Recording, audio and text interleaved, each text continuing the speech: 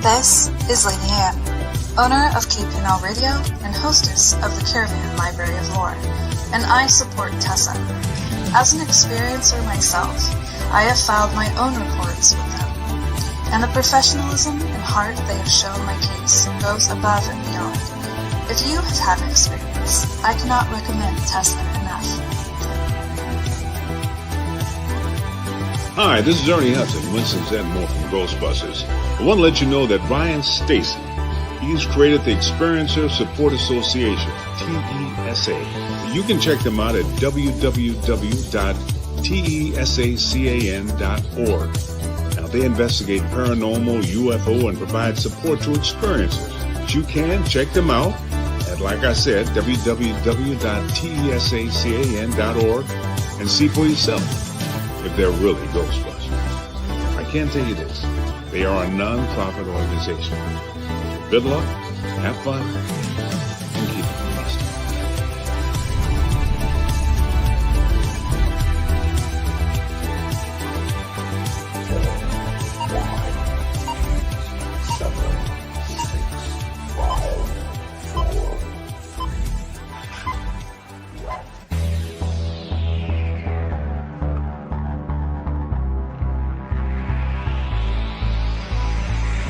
Good evening. You are listening to Beyond the Tinfoil Hat, a podcast by the Experiencer Support Association. TESA is a UFO, paranormal, and paracryptid investigation association.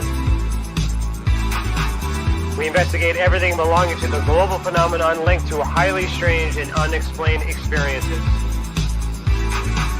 We also connect experiencers with other experiencers, creating a safe, positive environment to engage and discuss this phenomenon without judgment, criticism, or retribution.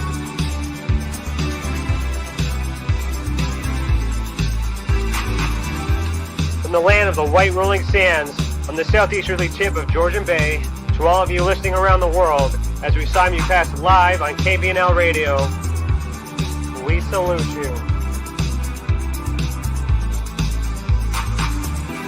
If you want to go back and listen to our previous episodes, go to youtube.com/the Experiencer Support Association.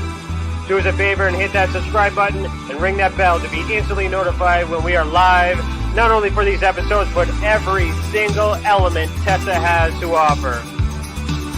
On our website, tessacan.org, we have something for everyone. We have support for experiencers, data for independent researchers, and places to advertise for professional partners.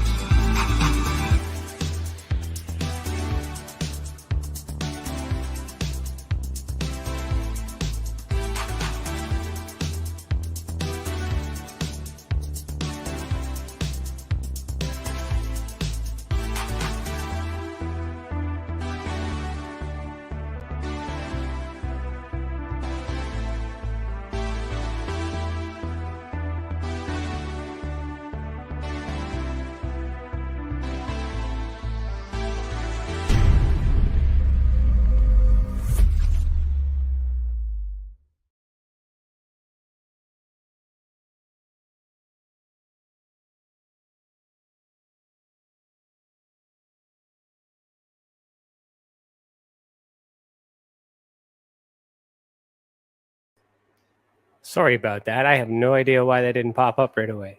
Good evening, everybody. You are watching Beyond the Tinfoil Hat. Welcome to the channel, and thank you for joining us this evening. To Super Chat, click the $ next to your name in the comment box. All donations go back to the mission. If you're catching this on replay, please consider becoming a member and unlock bonus content, including behind the scenes and extended footage on new project developments and investigations. Just click the big blue button that says join. Today is Thursday, September 16th, 2021, and I, Ryan Stacy, am not your host this evening. Tonight's host is Tim the Demon Guy Morrison. He's also a licensed private investigator, published writer, and an open source exorcist, and one hell of a demonologist. He is the General Operations Manager for Blacklight Investigative and Surveillance Services and the Experiencer Support Association. Tim, welcome. Hey, Ryan. How are you? Good. How are you? This is a different thing to do on a Thursday night. It's good. Yeah. Normally I'd be into Netflix and napping, but this is good. Okay. Well, please don't nap during the show. This is your debut. I will. You know, Yeah, you want to do real good. And don't forget the icebreaker, because the icebreaker is all mine tonight. All those times. Yeah. All those times. Okay. I'm looking forward to it. All right. So our guest for season 3, episode 29 is Lynn Wallington. As a witch with ancestral ties to Salem, Massachusetts, Lynn Wallington lives life amidst the strange and unusual. Her first paranormal experience happened at a young age, where she saw her great-grandmother sitting at the edge of her bed one night, only to find out the next morning that she had passed away. Lynn has also lived with one foot in this world and one in the spirit world. And since that defining moment, she had a fascination with all things paranormal. Her interest in the paranormal and how it affects people led her to get a degree in psychology from the University of Massachusetts. After Lynn graduated, she worked for Harvard Medical School doing research and working with clients who had schizophrenia and other forms of psychosis. In her 30s, Lynn had her first experience with a UFO, and shortly after had an experience with a mantis being. Her interest in the field of ufology was sparked using her own experience and her background in psychology. Lynn worked with FREE, the Dr. Edgar Mitchell Foundation for research into the extraterrestrial encounters, where she helped to develop and run the support program for experiencers. In doing so, Lynn had the privileges of talking with hundreds of experiencers, where she helped them come to terms with their encounters. I apologize for my cat in the background. She is running around and being silly. Lynn is also certified as a regression therapist and has worked with experiencers to help recover memories and understand the role these experiences have played in her life. In addition to being on the Spaced Out Radio's roundtable as Spaced Out Radio's resident witch, Lynn is the co-host of the YouTube channel Paranormal Spirits. So Lynn, put on your tinfoil hat. We are about to go down a rabbit hole. How are you? I'm doing well, thanks. How are you? Right on, good. So enjoy the show, everybody. Sit back, and I will be here soon to interrupt for the commercial break. Have fun. Lynn, we have normally we start the show with an icebreaker that I provide Ryan. Okay. It's a question. I don't know what it is. So and that's the demon guy throws stuff at Ryan, so he's done the same to me. Welcome, by the way, Lynn. It's wonderful to have you here. You had me on your show for my first show ever on the internet. So I appreciate you coming here. And here is our question, Lynn. What? Oh no. Okay, Lynn, I'm sorry. I had to read it first. On a scale of 1 to 100, how much better is Ryan's beard compared to Dave Scott's? I was the one. On that. I don't know. I thought he shaved today, but that's hilarious. Yeah, that's true. So I guess I could answer that. He did look clean shaven. So I would say, since I work with Dave Scott on Spaced Out Radio, Dave Scott might have this one in the bag. He wins the beard thing. Yeah. Yeah. Okay. Well, thank you, Ryan. That's we'll talk about that later. Lynn, it's as I said, it's wonderful to have you here. I do tell people that I know a witch in Salem. Okay. And from and that's my very limited knowledge of witches. Mm-hmm. Okay. I mean I'd like to jump right into your bio mentions your first paranormal experience. What direction did you go to become a witch? Well, I actually give me the goods. Well, I've always been interested in spirituality and religions of all kinds. So I've just looked into all of them and studied them. And in my early 20s, I kind of stumbled upon, though, I'm not a huge fan. I don't necessarily believe in coincidences. It's not to say that they don't happen, but I came upon a book that was about a woman's experience of finding, a mantis being. And it out about witchcraft and getting involved in the community and kind of her story. And I read it and was just fascinated by it. And because I hadn't really ever explored that world before. So for me, I mean, I'd grown up with the paranormal, but witchcraft was really something that was pretty foreign to me. So I just, knew the term, but that was pretty much it. Right. And so once I read that, it just really sparked my interest, and I just dove into the deep end. Yeah. So the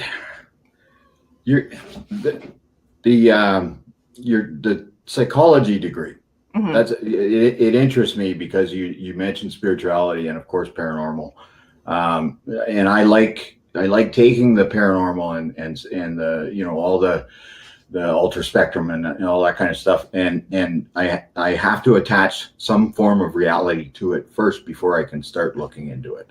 Mm-hmm. And to me, psychology is the reality, right? I don't know if that makes sense, but to mm-hmm. me, the mental health is number one as far as I'm concerned. Doesn't matter what you're doing,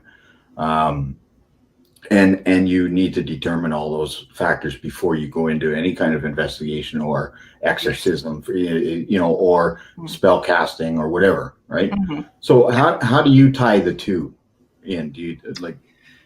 Well, I mean, I'm interested equally in both. I find the human mind and human behavior just fascinating.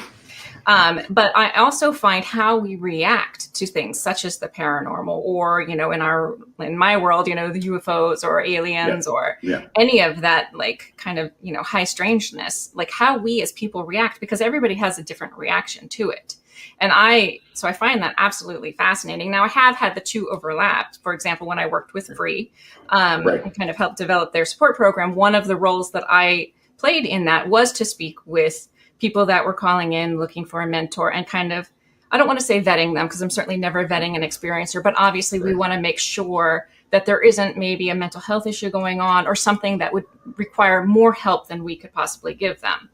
Because the people we had working with them were their peers, they were mentors. So in that sense, I've had to combine the two in some ways, but I just find them I find both worlds equally fascinating, and they definitely overlap, because you never know. There is always a psychological component to it. Even with the very realness of it, there is a psychological component to seeing a spirit. Whether that is, did I actually see something? Am I going to rationalize how I saw something? Did I, see into a different dimension? Did I, like all of those different possibilities involve psychology in some way or another. Right. Exactly. Yeah. That, so do you find it's schizophrenia and bipolar that I'm very familiar with those particular mental health issues. Mm-hmm. How would a witch? How would a witch heal a person with schizophrenia? This witch would say, go to a psychologist or a psychiatrist, because that's my background. I would say with something like that, I am very much a believer in medicine. I'm not one of those witches that would completely say, I can heal you, because in reality, a witch can't heal schizophrenia. Schizophrenia is a degenerative brain disease. So there's nothing a witch is going to be able to do to heal that. Right. Yeah. So, just jumping to you're talking about witchcraft. Mm-hmm. One of the other questions I do have is your thoughts on Wicca. Now, is there confusion between the two, witchcraft and Wicca? Yes. Then maybe that's a good question. Wicca, yes. I mean, I've just done. In all honesty, I've Googled it. Okay, and it's a 20th century thing, but witchcraft itself is much older than that. Yes. So I hadn't realized that. So maybe you could. Yes. I'm so glad that you asked. Yeah. So glad you asked that, because even within the witchcraft and the Wiccan communities, which do overlap, even though there are some differences, they do overlap to a certain extent. There's confusion, even amongst, especially people that are newer in the field. And that's a question that we constantly, we as kind of the older witches, have to constantly approach. So the difference is Wicca is a spirituality. It is in essence a religion. In fact, it is recognized as a religion nationally. Witchcraft doesn't have to have any aspect of spirituality to it. It is the practice of working with the natural world, the world around us, the energies around us. So as witches, we believe, and Wiccans believe this as well, that all of us are, we are all energy. We do know that. That is a scientific fact. Everything around us is energy. And so witchcraft, basically, we believe that we can use that energy and harness it with our intent to create whatever outcome it is that we would like to see happen. Now, does that always happen? Of course not. Like example, like you can't cure schizophrenia with witchcraft. Right. It's just not going to happen. But we can certainly put our intent out there. And, in some cases, it is going to make a difference. So witchcraft is simply the craft, the actual act of, let's say, spellcasting, to use a term that people will be more familiar with. Spellcasting is witchcraft. Wicca would be involving the god, the goddess, the you might be working with the Sabbats, which are like the witches' kind of holidays, the holy days. Right. The Esbats, which are the different phases of the moon. Now, even though I'm not Wiccan, when I do spellcasting, a lot of times I will take the phases of the moon into account. So in that sense, there's that overlap in that we both work with the natural world. And so it is a gray area to a certain extent. But the difference is, you don't have to be Wiccan to be a witch, and you don't have to be a witch to be Wiccan. They can be separate, but they can also be combined. And that's where the confusion comes a lot of the time, is because there is so much overlap. Yeah. Well, but the biggest difference is the spirituality. The spirituality, okay. Yeah. Chantel just jumped in with a comment and said, great distinction. Thanks, Chantel. Yeah, Chantel, she's our rock star, by the way. She is our administrator at Tessa. And awesome. If Chantel decided to, take a day off, Tessa would have to fold, I guess. I don't know. I don't know what. It's just, she's fantastic. So, sorry, Lynn. So Wicca would you call it a religion? It is a religion, yes. Okay. So witchcraft goes back to doctors, or physicians. I'm going to say witch doctors for lack of a better term. Okay. But weren't originally the witches were actually doctors or government officials. Yes, like the medicine women that you hear. The medicine, yeah, exactly. Yeah, but the practices that we practice are ancient, really. Yeah. I mean, if you look back to the ancient Egyptians, a lot of the things that they did are the same types of the ways of looking at things that witchcraft does. So yes, everybody kind of thinks of the kind of the witch in the woods, who was like the medicine woman that everybody went to, and that is true, and that was viewed as witchcraft. But really, she was just working with herbs. She knew, how to use the natural world to heal. Exactly. Yeah. Yeah, and there was some fear around that, and so that's why that kind of became called witches. Yeah, if it worked, that would that would create. Yeah, so it seemed like magic to them. Yeah, exactly. So science. So there's there's a distinct difference between science and magic, obviously.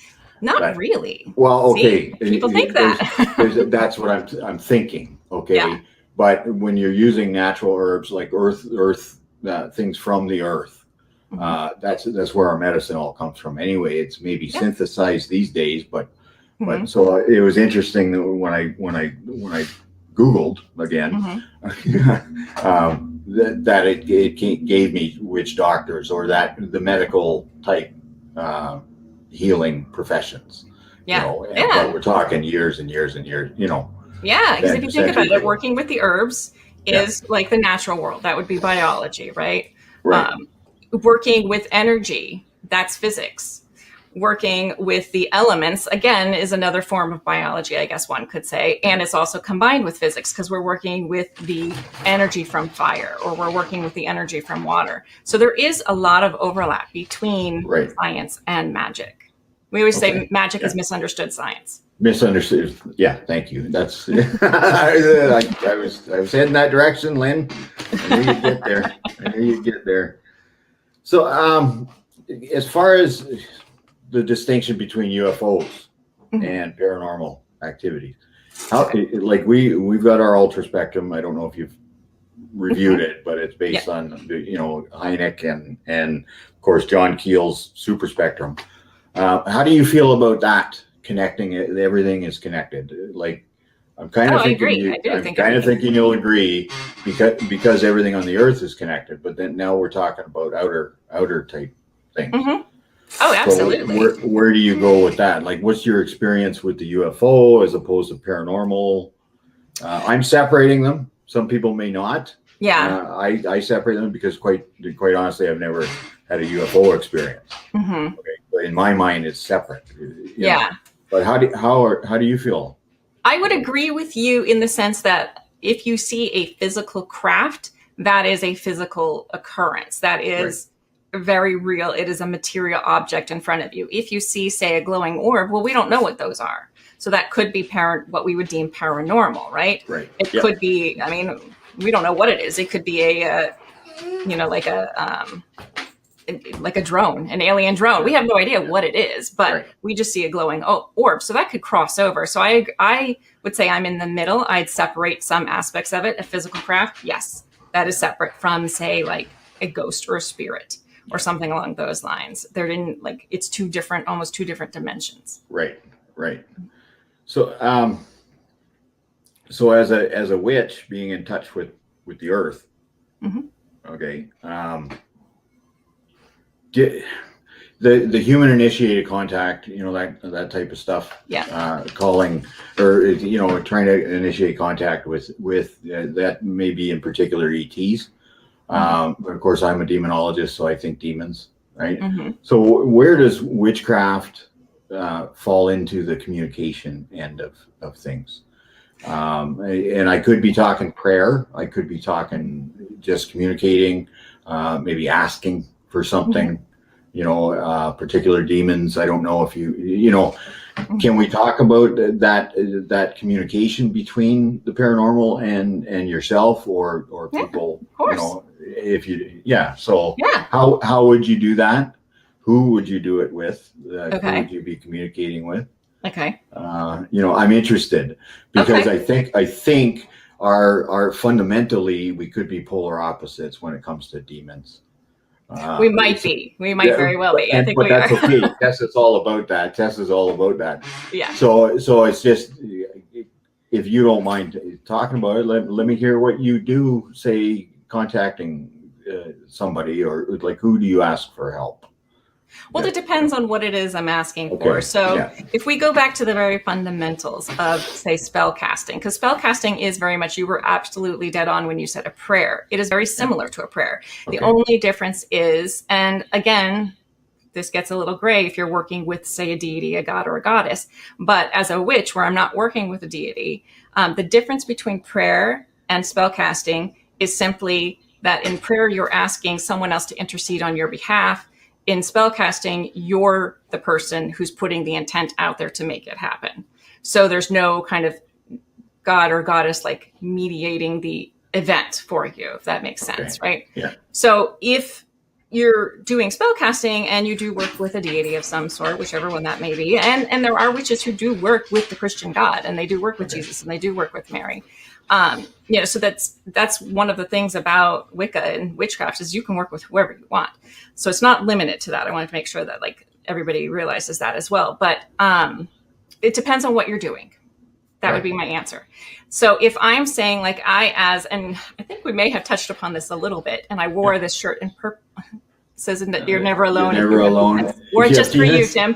Thank you. Yeah. You know what? How true that is, Lynn? Yeah, so from my perspective, demons are entities. Now, I think that a lot of people use the term demon, they overuse the term demon. They see anything that they perceive as bad as a demon. Right. And I think that there is a very specific type of spirit or entity that we would call a demon, right? And again, I think it's also in the how you're dealing with it, and different demons are going to be different, because I have worked with demons. I'll say that up front. I have worked with them. I haven't had any issues with them. I approach it as a partnership. I don't work for them. They don't work for me. But I think, as you know, as a demonologist, there are hierarchies of demons. Right. And I think the things that we see that are causing trouble, like kind of the troublemakers of the demon world, are the lower level demons. They're the ones that are really just kind of chaotic and wreaking havoc. But my own personal interactions with the few that I have worked with, I don't work with a ton of them, and I don't recommend people working with them if they aren't educated in it and they aren't aware of how to do it and how to approach it. Because the moment you approach it with fear, you're going to be in trouble. Right. But you have to educate yourself, as you do with anything, I would say. So say and I don't work with them all the time. Like, I don't want to make it sound like I'm sitting at our call talking to the demons every day. I mean, hey, if they want to have a conversation, sure, I will. Yeah. But what would I contact them for? So, like, there are certain demons, as you know, from like the Goetia. There are certain demons that are good with, and King Solomon, when he wrote out the Goetia and characterized each of these demons, he talked about their attributes, the things that they were good at. Some are good at working with herbs. Some are good at like the knowledge of the natural world. Some are good at communication. Like, they each have their own attributes. And the way he worked with them was to capture them, within the Solomon circle, and basically bid them to do his will. Now, as a witch who works with them on occasion, I would never do that. I would never capture them, because one, I think that's like starting off the conversation on a bad foot already. Like, nobody wants to be captured and made to do something. Right. So, if I really felt the need to, and I only work with them when it's like, something like a bigger issue that I'm trying to tackle. So say there was, if I'm going to have an example, say I know a friend and she's in a relationship that's abusive and she's having trouble, and she asks me, hey, can you help me with this? Can you do something? And I only do it for people that I would know very, very well.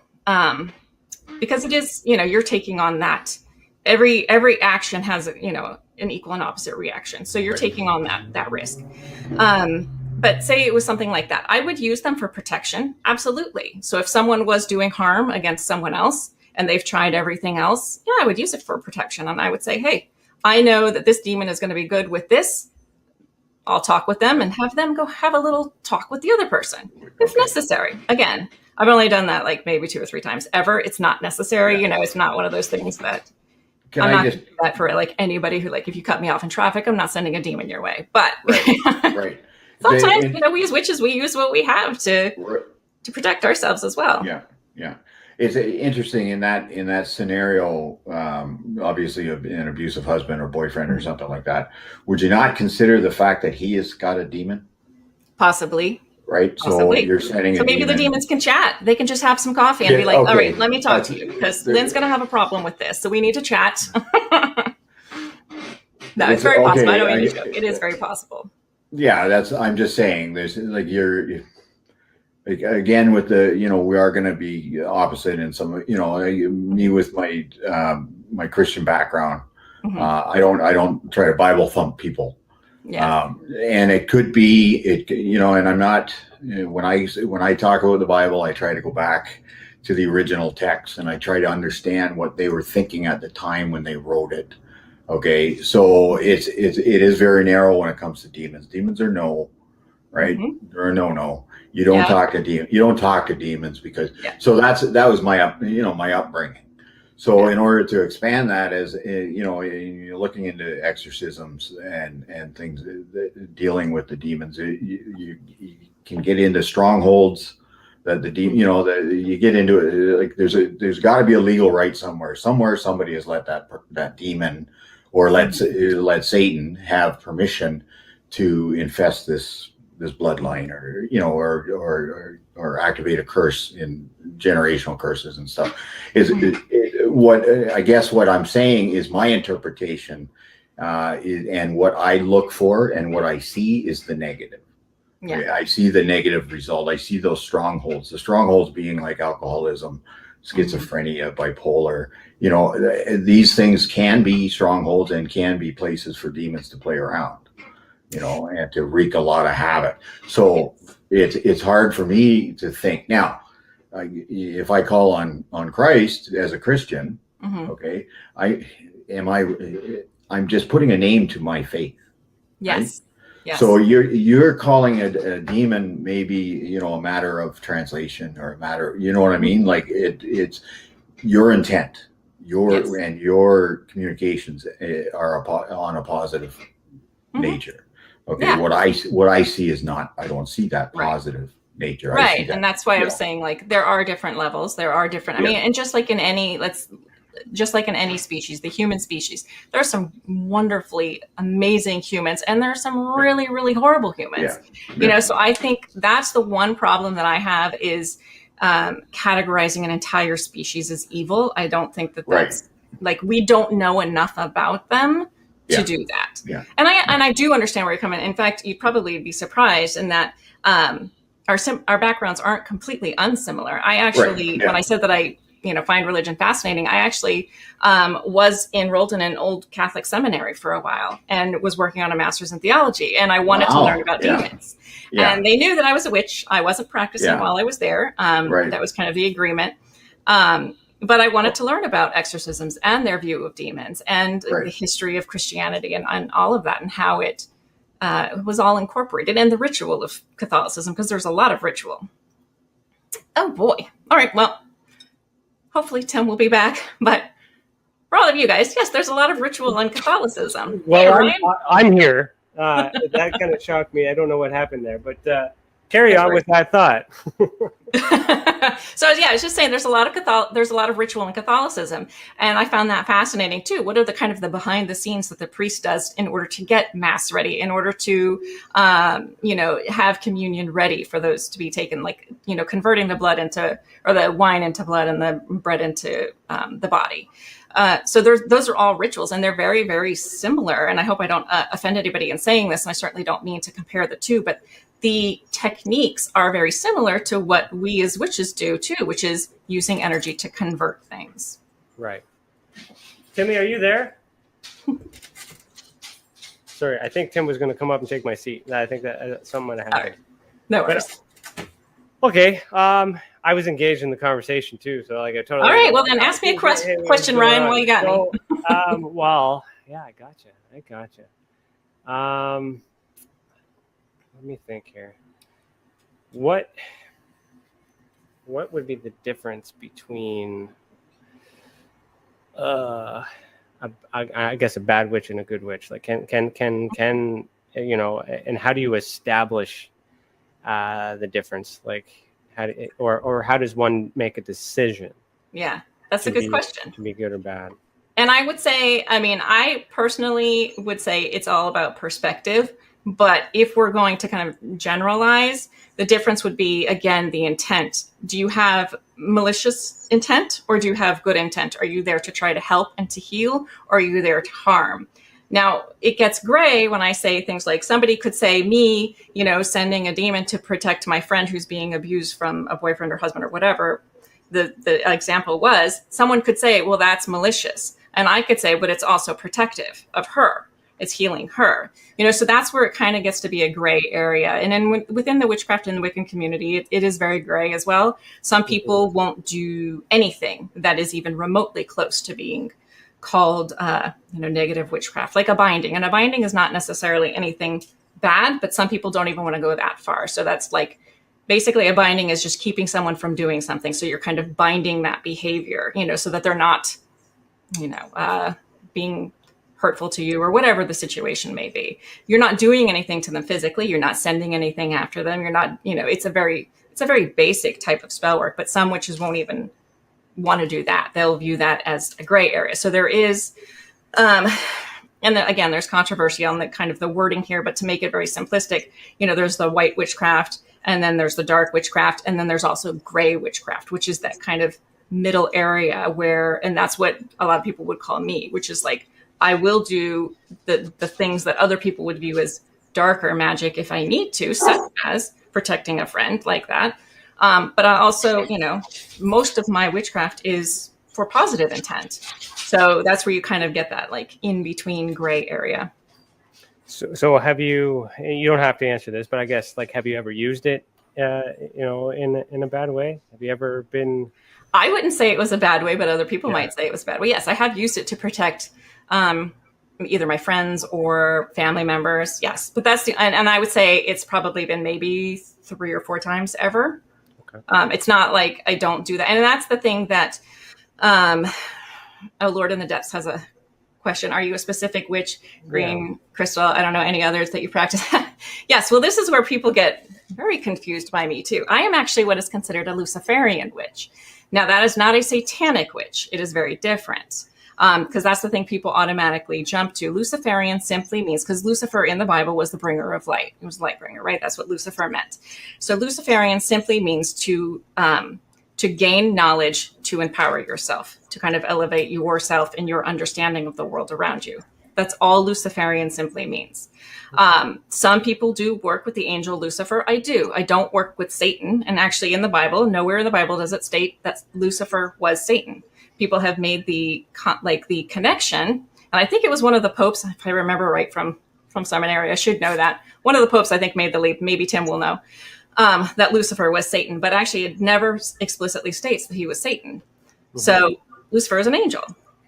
So that's who I work with.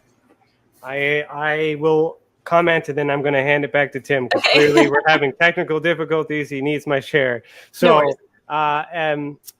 I do follow Sumerian mythology as well, and under Enki and Enlil. And if you follow that mythology, by technicality, the Lord of the Sky is the bad one, and the Lord of the Earth is the good one. And you follow that all the way up to Christianity. The Lord of the Sky is God, and the Lord of the Earth is Satan.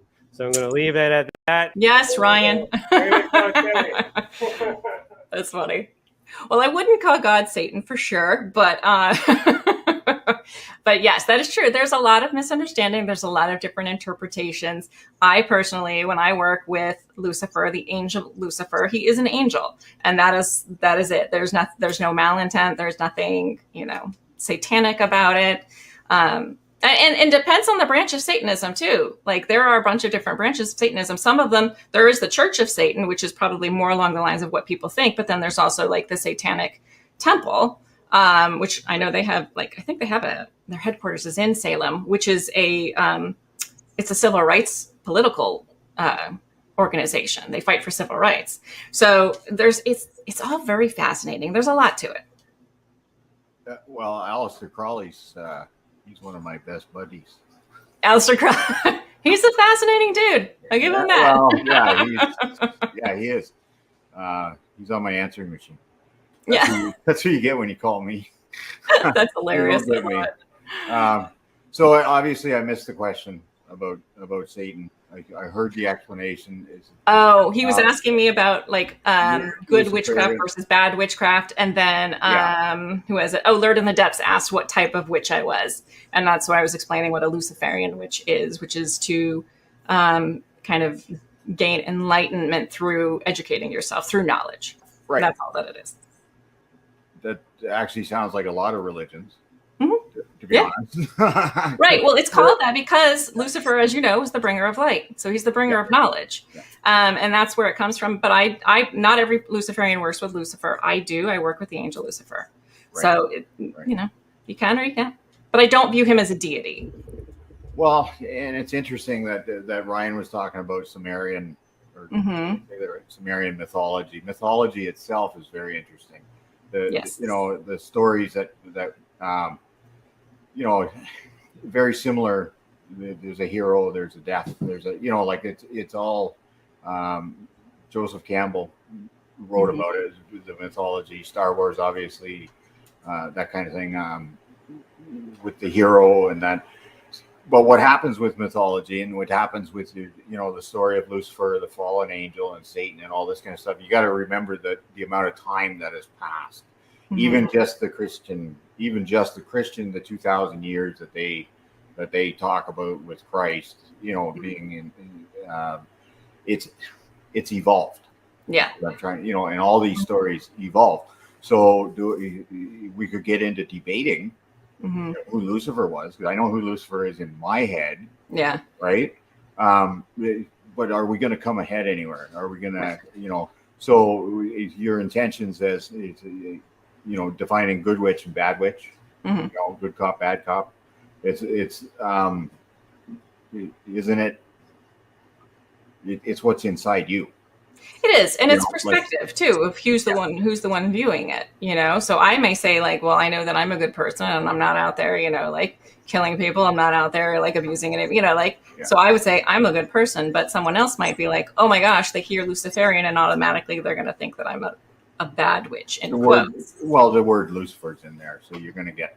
Yeah, it is. But you know what? That's okay because I use it for educational purposes too.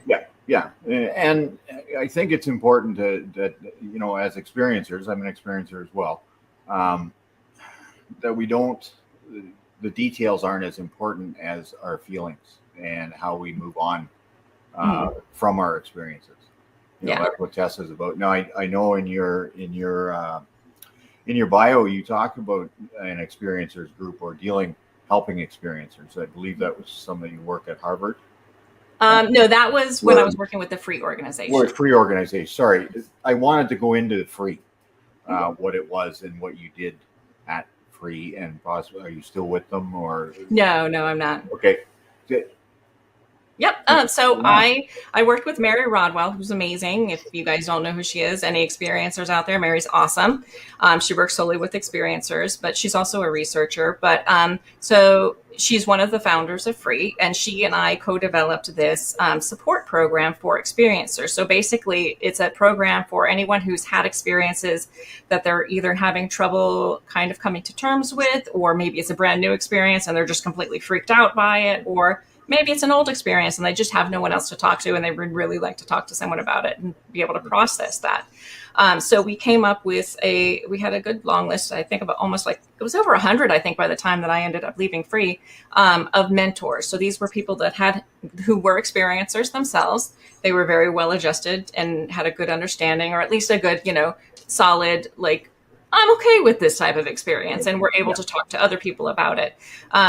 And so then anybody who called in or wrote in, you know, in the beginning, they spoke to me, every single one of them, because it was just me working mostly. Because Mary she's in Australia, she's amazing, but she's a regressionist, but she runs all kinds of support groups and everything. So I kind of like took the lead in running it. And so everybody would really talk to me on the way in. And part of it was to vet them to make sure, like, oh, are they okay? Like, do they need other help? Like we talked about before. Yeah. So I would say, okay, well, what kind of experience? And they would tell me about their experience. And so I knew all of our mentors, we had categorized what types of experiences they had so that we could try to get them matched up with someone who had maybe something similar, maybe a similar being or a similar type of encounter, because no two experiences are going to be exactly the same, obviously. So we would then match them up with that person, and then that person would be kind of take them on as like a mentor and work with them and talk with them and just kind of like be there for them as a friend and help them try to understand their experiences. Right. Now we run an experiencers group. I don't know if you knew that. Yeah. Experiencers Anonymous. You can pop in sometime. Right? Yeah. Our next one is this Saturday at 2. Yeah. As a matter of fact. And I find it's helpful for me, even like I'm helping running it. It doesn't give me any official title in the group or anything. It's anonymous, but I'm hoping that the people attending it are getting something out of it. The reports, obviously, the reports are key. People reporting, but then the experiencers who have reported that, where do they go? You know, that's what I find interesting about our Experiencers Anonymous. I like the mentoring that you're talking about. That's something that I never thought of, much like a sponsor in a 12-step kind of thing. That's an awesome idea. Chantel's hopefully still listening. Maybe she'll write that down for our next meeting. I think that's a great idea, because the experiencer with an experienced experiencer. You know. Yeah. So thank you. It's peer-to-peer support is all it is. Yeah, I may be stealing that idea from you, Lynn. Anyone who, you know, if it helps anyone. But you know what? I'm sure even if you feel like you're not necessarily, like, if you're questioning, you know, how am I hope I'm helping, even other people hearing someone else talk about their experience is helpful. That's helpful. You know, that is therapeutic in and of itself, to hear like, oh, okay, maybe I'm not alone in this. Even if they don't talk, even if they, you know, you never hear from them, even maybe that one conversation is going to be helpful. Oh my goodness. Sorry. Go. More treats. Ghost is bugging my other dog, I guess. Nope, there you go. No, he's just old and demented a little bit, but every now and then he's just like out of nowhere. The older they get, the better they get. Yeah. We've got animals all over the place here. It's great. Yeah. Sometimes animals are better people than people. That is true. They are good support as well. They're great therapy as well. Oh, Lynn, I'm reviewing my notes. Yeah, no worries. I can see, if you don't mind me. I'm sorry, I'm like taking over your show. Go ahead. I can just see a question that would be maybe like. Well, and you know what? I don't know how to pop them on the screen. So Oh, you don't? No, I have. Oh, okay. If you see in the upper right-hand corner, there says private chat and comments. I don't know if you can see that on your screen. Comments. Yeah, I see. Yeah, comments. click on that and it'll show up all the comments on that. I see them. I just don't know how to put them on the screen. You should be able to just double click on it maybe, or just click on it and then it should. Well, here's one, and okay. Yeah. Oh, there you go. All right. Are you a specific which green, Crystal? I don't know any others. Yeah, I think that's the one that Ryan and I were like talking about too. That's where I was talking about being a Luciferian. Good witch, bad witch. Okay. Yeah, but Lured in the Depth, she had another good question, a couple more down. I think it says, I know y'all kind of touched on this, but how can you really tell the difference between a mental disorder and a possession? Yeah, that was interesting because yeah, there it is. Okay, sorry. Yeah, there we go. So how can you really tell the difference? Then? Detached from reality. Yeah, there are signs of possession. Mm-hmm. In my business, there's signs of possession. There's knowledge that they would never know, and speaking languages that they couldn't possibly know. But and this is an important question: what's the difference between mental disorder and possession? I'll tell you what happens is people, and I get emails all the time. I need an exorcism. I need I have demons. I have it's not, you can't go to an exorcism. You can't just go to an exorcism. Okay. And right. I'm sure you agree. Do you have a comment about the difference between the mental disorder? I just find that in what I'm doing, I'm getting a lot of people asking for exorcisms. And when I say go to a doctor, they get offended. Like they get offended. So right, and they might, but that doesn't mean that it's not still good for them to hear. Sometimes they need to, and you can say, because the church isn't going to grant an exorcism anyway unless they've been, kind of. Yeah, well, if you want to get into the paperwork of the Catholic Church, that's right, but they need to rule that out first, right? If I remember correctly. Catholics have been doing exorcisms, but exorcisms themselves are a lot older than the Catholic Church. Yes. They're just the first Christian organization to actually write a book about it. Yeah. About exorcisms and how you do it and all this kind of stuff. So they get a lot of flack for their books and what they've written, but no other, like there's no Pentecostal book on demons and possession or what, any of that kind of stuff. So it's backwards though, is what I'm seeing. I don't know if you find that people want the quick fix and they think the exorcism is a quick fix. It's right. not. Yeah, I agree. And see, to me, and I, again, I hope I don't offend anyone, but I think if someone is asking for that, I would lean more towards what's going on emotionally for them, what's going on mentally for them, if they're asking for an exorcism, because someone who's truly possessed isn't going to have that capacity to ask for an exorcism. Right. Yeah, and that's very sensible. Crazy people don't know they're crazy. Nope. Right. So true. Somebody who is fully possessed. Now, I mean, you can get into all kinds of different things when we talk about schizophrenia or dissociative, any dissociative disorder, personality disorder, or anything like that. There is also the potential that a demon may be infested in one of those personalities. Right? Or there's the potential that they believe that there is, because there can be an aspect of paranoia to that disorder too. Exactly. So that's where it can get a little tricky, and you really have to work with the person for a little while to really understand what's going on. Yeah, and I'm sure you're not, like, if you had mentioned your friend, wanting your help. You have to be clear of what help they're asking for, right? And whether it's something that you want to be involved in, because there's actions have consequences. Absolutely. Yeah. And that's something you always have to take into consideration with, whether it's spell work or working with, and the demonic in any way. So talking about the spells and working with demonics, do you have a procedure before you do a spell? Like, do you know what I mean? Like, is there some, like, just a spell in general, or one working specifically with? How do you decide you're going to do a spell? How do you just, like, okay, you're ticked off at somebody. Are you okay? Like, okay, this is in my mind, which is like, oh, you're going to get it, pal. Like, so how do you decide to do a spell? Like, well, first of all, you don't do it while you're ticked off, because you have to be able to focus your intent. And if you're in your emotions, you're never going to be able to accurately focus your intent for whatever it is. If you're sad, or if you're, it doesn't have to necessarily be anger. You need to be in a very calm space, and you need to think, if you're going to do something like that, if it's, say, working in, kind of a more like a darker area, if we're going to like talk about that. You definitely need to think it through. You have to consider every possible kind of bit of retribution that might happen there. You have to consider every possible outcome, and are you okay with that? And you have to consider, is this something that is the crime worth the punishment, so to speak? I'm not viewing it as punishment, but to use the phrase. So you really have to consider it. And that's where something I see, like a lot of, especially younger, which is like girls who are in their, like, late teens, early 20s, they're very quick. They're very quick to be like, oh, I'm going to curse this person. And I'm like, no. That is absolutely the wrong thing for you to be doing right now. Right. So you always want to try to go a more positive route, and then only use that in very extreme cases. So I would say, if I've come to like judge the situation, I've thought about it, I've looked at it from every possible angle. Is there anything else I can do instead of this?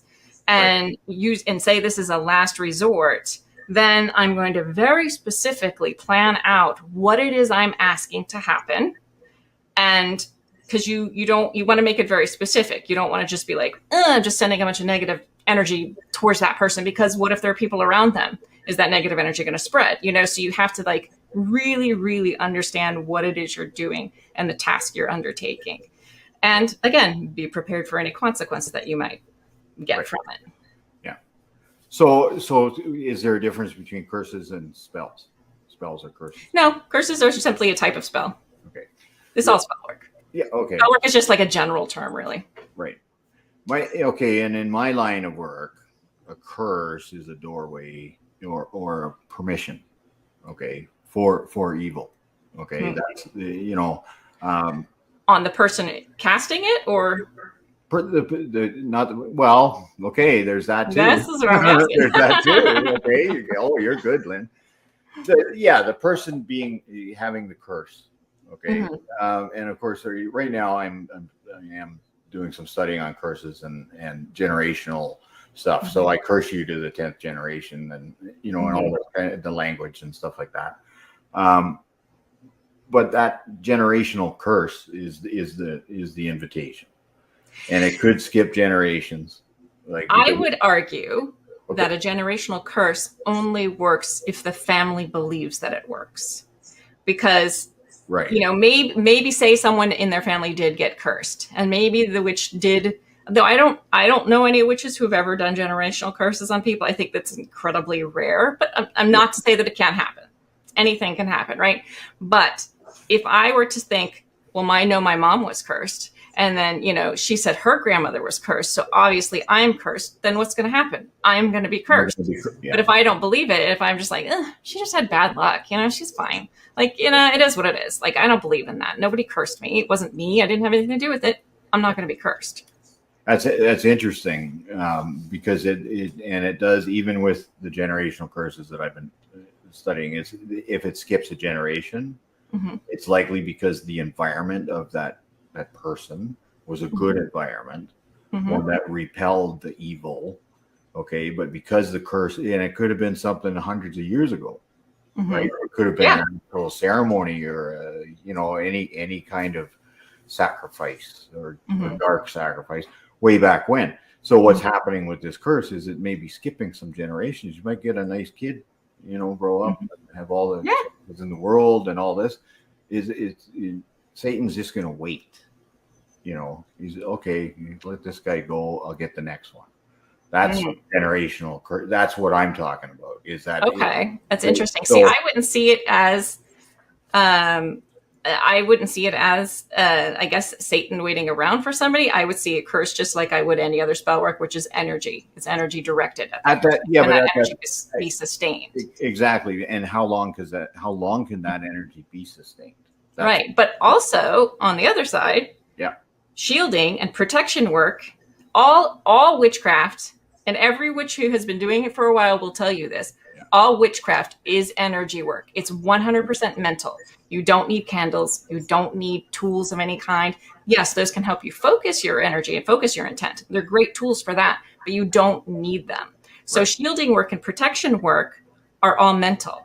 So if I can sit there and say, well, I can shield myself from curses by protecting myself, say surrounding myself in a white light or whatever it is that a person uses, then you could also say that a generational curse isn't going to work on someone who is surrounded by positivity, whether it's through their own intent or their environment. Right. Because it's the same type of thing. I like that, Lynn. I like that because it's my environment. Like, you know, I'm diving into demons books, and you know, some of it is black. Yeah. I don't subscribe to it. Like I don't, you know, it's. I'm gonna say research. I'm not a researcher. I read, you know, but it's I guess my point is, I'm very familiar with setting up a positive environment before I go in to do something.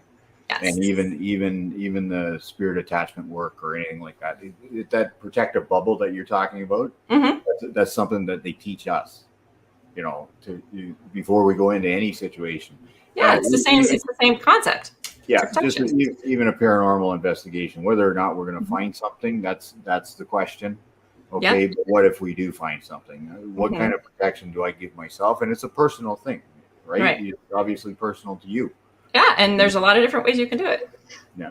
Like if you want to call on, St. Michael the Archangel to protect you. St. Michael the Archangel, protect us in battle. You know that. Right. Yeah. That's a form of protection, and that's that intent. Again, you're focusing it towards St. Michael, but again, it's your belief that St. Michael will protect you. That's really what's protecting you. Great. Yeah. I'm just sorry. I was just looking at you got me looking at the comments here. One fellow it's addictive. Yeah, it There's is. Some good questions. But you know, I might just turn the floor over to some questions because go for it. So it's just there is a fellow here, Christopher, commented about the around St. Petersburg. He says 10,000 exorcisms done yearly. I don't know how accurate that is, but if it's in Italy, obviously they're going to do a lot of exorcisms. Yeah. Church, right? You need to do commercial right now. Okay, I'm going to bring Ryan Stacy on to run our commercials, Lynn. Okay, you hang in there. Go get a drink of water. Alrighty. Okay. All right. Sorry, everybody. Technical difficulties, obviously.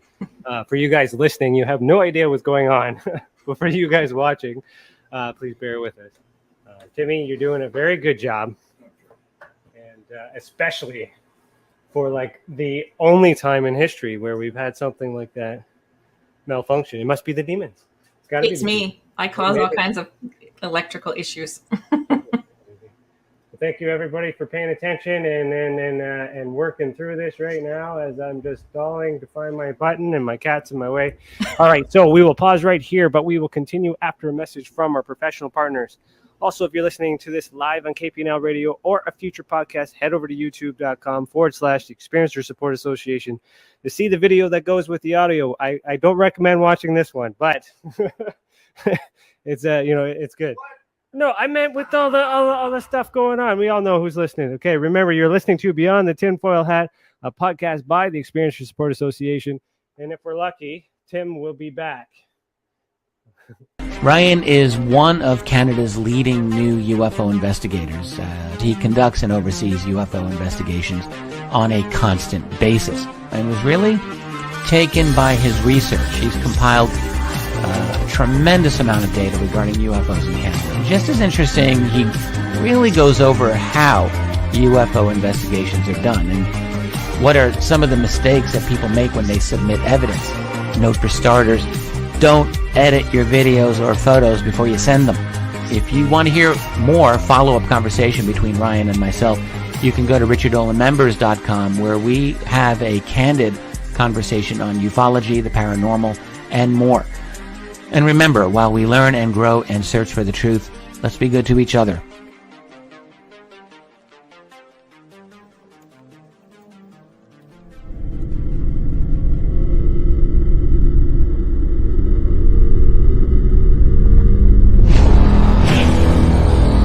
The same thing that draws aliens to our planet is the same thing that draws us to others.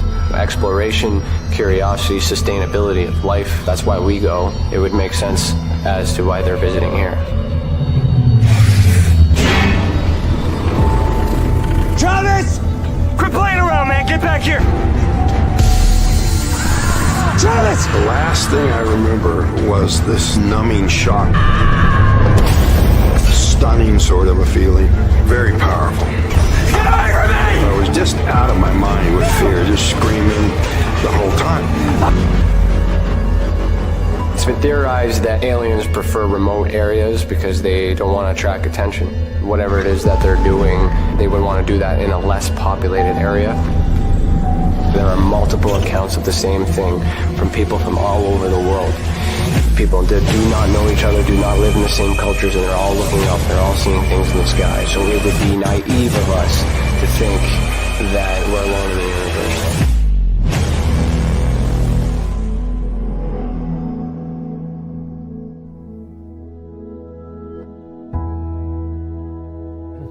My mission is to assist and help those experiencing this phenomenon in such a way that they're able to continue and live with it, and also in a way that it can be measured, quantified, and reinforced within today's society, so that way it can be accepted and no longer viewed in a negative way.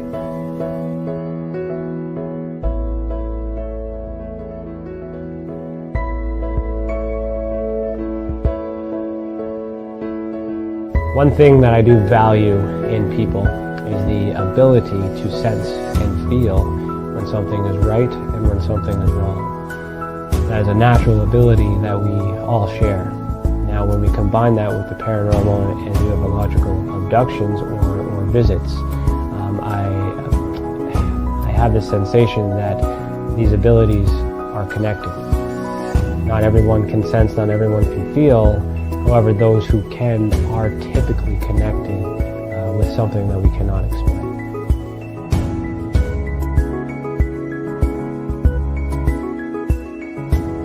And part of my research is not just to investigate the experience, but it's also to understand and study the experiencer to find out what they have in common with other experiencers, to try to figure out what the actual makeup is in order to be on that spectrum.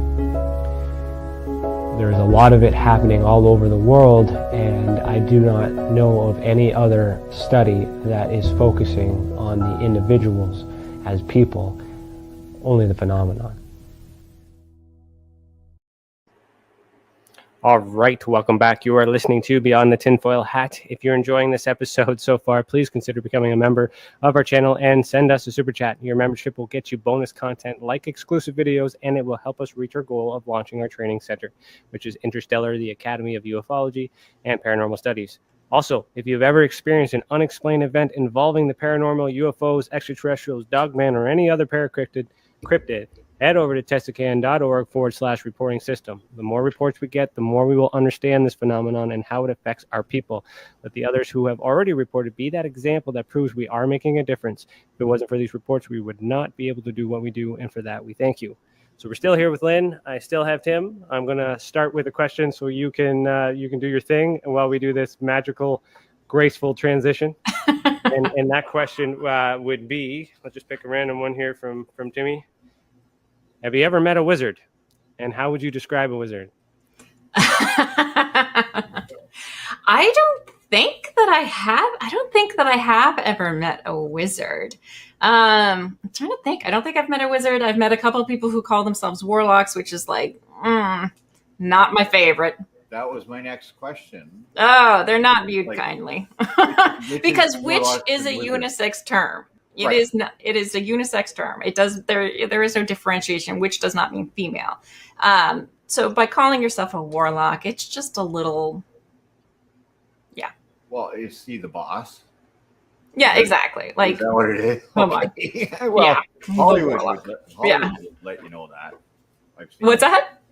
I've seen Hollywood, show us warlocks and things. Yeah, well, it's Hollywood, but I mean, Yeah. it's just it's just something. So, Lynn, I've decided I'm going to review the questions here because I think Okay. I may have missed some. Yeah, no worries. Oh, okay. There was somebody that commented that before the show they cleanse themselves, Mhm. which I thought was interesting. I cleansed recently, so I'm okay right now with watching this. I keep black salt mixes around my window seals Nice. and doors. There you go. Because I'm Hey. that paranoid. Well, okay. But if she's that's got black salt, she knows what she's doing. black salt, yeah. Yes, Okay. that's a witch's best friend. Yeah. But what is black salt compared Black to salt. So salt in any form is going to be very protective, right? You know this. Black salt it depends on if you make it yourself. If you make it yourself, it's basically just you can use charcoal discs to burn incense or herbs or whatever you're doing in your spell work. So basically, you can just grind that all up in a mortar and pestle, mix it with your salt. So now all of that intention that you had going into the spell work that you did is now also infused in the salt. So it just Okay. gives it a little extra oomph. So black salt is a little extra protective. So black wouldn't be the color. It can be black. Oh, it could be. Okay. hmm Okay. It depends, I I get think, who makes it. Sometimes they'll just grind up charcoal before it's burnt. So it's going to be a lot more black. Actually, I've got in the demon den. You should. I have some stuff I can send you, Tim. Oh, I burn frankincense and myrrh. I do that, Mhm. and everybody comes into my demon den, Yeah. but they feel very comfortable. Yeah. Well, frankincense and myrrh is great. And it just gives that spiritual Mhm. positive environment. Yes, it's like it raises when I'm the working. vibration. So I appreciate Lured and Depths. Thank you for that comment. Yeah, don't be paranoid. I'm nice. Yeah, don't I don't be bite. paranoid. Yeah, I get my salt from the Dead Sea. Oh, awesome. Yeah, so holy water, the whole 9 yards. The hmm little doctor's kit. Crucifix. Yeah, It's that's fun. awesome. I love it. It's fun stuff. So I'm just gonna go down here. Oh, Moonlight's here. Hi. Or Moonlit. Sorry, I always mispronounced that. Moonlight. Moonlit. Where is he? Hey, there he is. Hi, Moonlight. So, So in Spaced Out Radio. Moonlight. Yeah, he's got I was on his webpage, his Facebook. Very interesting. Oh, that's awesome. Okay, so Lured in Depths is on Mhm. demons and Henry. Okay, so do you believe demons are always among us, interdimensional, or like from hell from time to time? We're Hmm. talking demons, Lynn. I don't know if you want to keep going on demon topics. I'll talk about demons if you want. I don't mind. I do. I follow one Facebook page, Demonolatry Worldwide, and I don't Mhm. quite some of that stuff. They're calling on demons, and I'm not sure the experience factor is there that you mentioned. Okay? Having experience calling. No, it's not. I can tell you right now, it's not. Yeah. So are demons always among us? I believe they are. I think so. Yeah. I believe there's positive and negative. I don't believe the universe operates without either one. hmm So the forces are there. Mhm. Lynn? Yeah, no, I agree. Absolutely. I do think they're interdimensional beings. So I think that they are amongst us all of the time, just as, what we would call angels are amongst us all of the time and spirits. I think they're all kind of in that same realm. So yeah, I absolutely think that they're amongst us all the time. I'm not sure they come from hell. Okay? I don't think so. Hell is again an overused word. Yeah. As far as that goes. I think we create our own hells.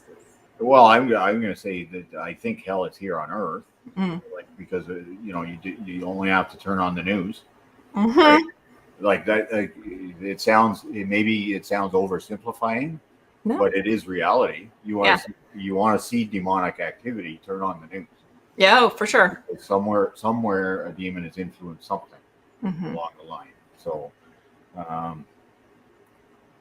Ryan would like to know what are, I'm not going to say this, sigils. Who's this Ryan Sigils? person? I don't know. I've heard the name. I'm going to ask my producer to cut him off.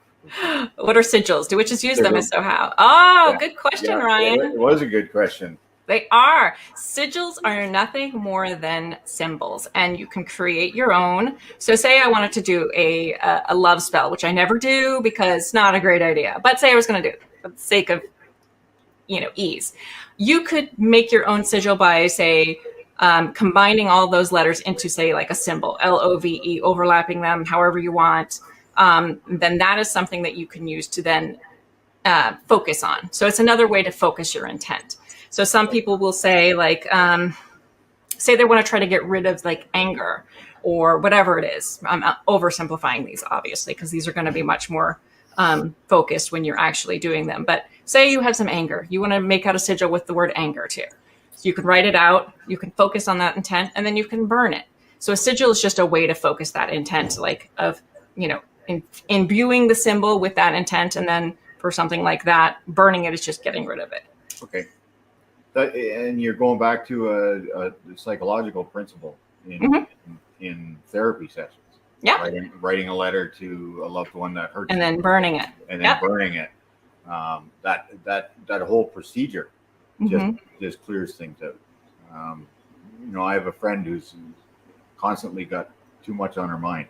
Yeah. All the time, and I do tell her, write something down, whatever's on your mind, write it down. Mm-hmm.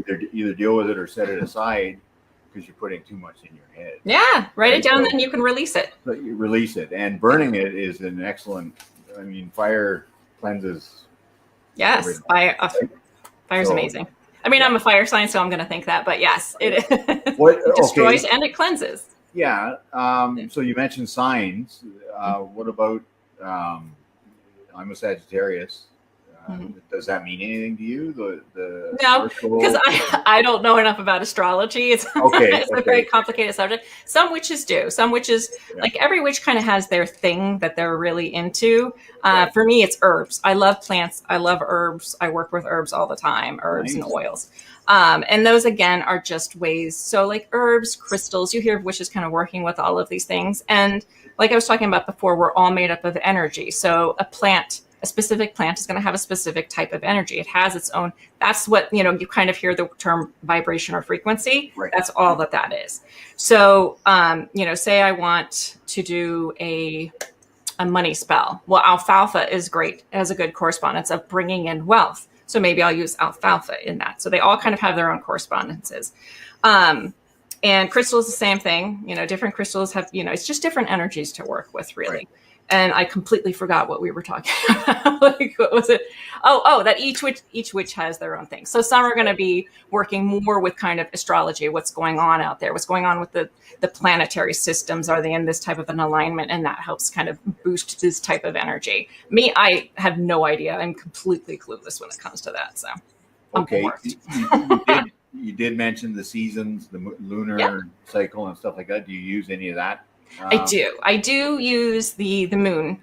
And again, that's,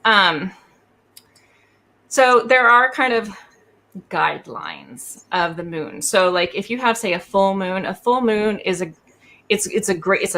a lot of energy, but it's also a great time. It's kind of counteractive to what you think it would be, or counterintuitive, which is you would think the full moon, because it's the full moon, is a great time to bring things into your life, but it's actually the opposite. It's a good time to get rid of things, because the moon, it's always about the movement of the moon. So as a full moon, it's going to start getting smaller and smaller and smaller. So it's a good time to get rid of things. And a new moon is a great time to bring things into your life that you want. Okay. So yeah, but you can always kind of reword things, like, if I want to get rid of, like, if I want to bring money into my life, but say it's a full moon, I'm like, well, I want to get rid of not having enough money. Right. So you can tweak it. Yeah. Okay. Yeah. I like tweaking stuff. Yeah. That's my whole job. There's always a way around it. Yeah, there's a way around it. We can do that. Sorry, I saw one here that I wanted to talk about. I don't know about the entire question, but it was about the witches in Salem being burned at the stake. But the question mentioned the cabal. Oh, yeah, I don't think.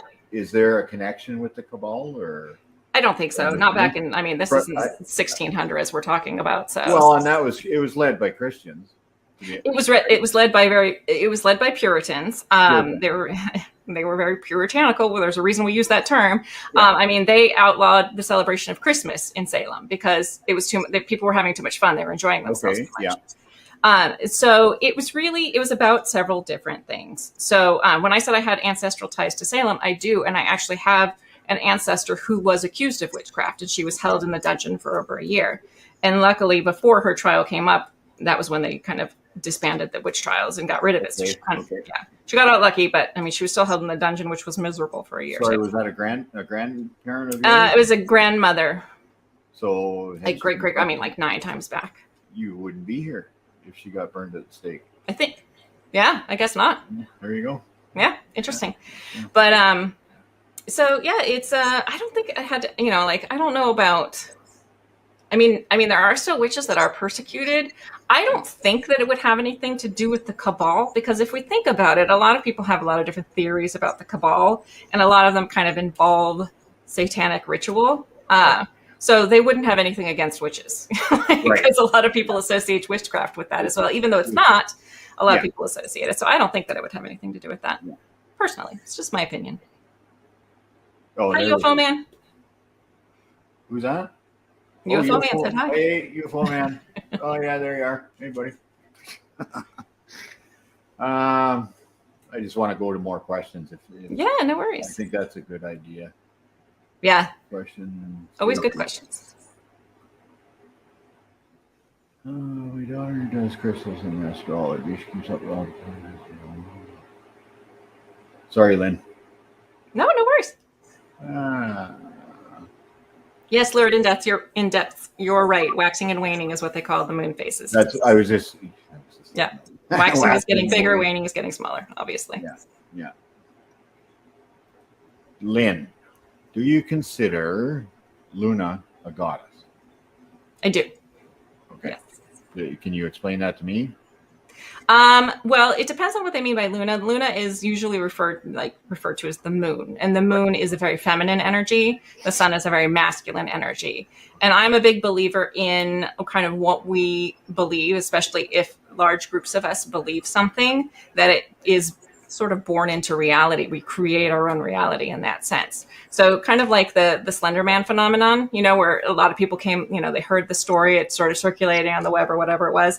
And now people are claiming that they're seeing the Slender Man. Well, that's what I would call a thought form, a tulpa, or an egregore. And so I think a lot of these gods and goddesses may be the same thing. And I could be completely wrong. They could be aliens. They could be going with the ancient alien theory. But this is just my thought on it. Is these types of deities are real. They do exist because people believe in them. So therefore they exist. But yes, I love the moon. I love working with the moon. I don't necessarily treat the moon as a goddess, but I know a lot of people do. Yeah.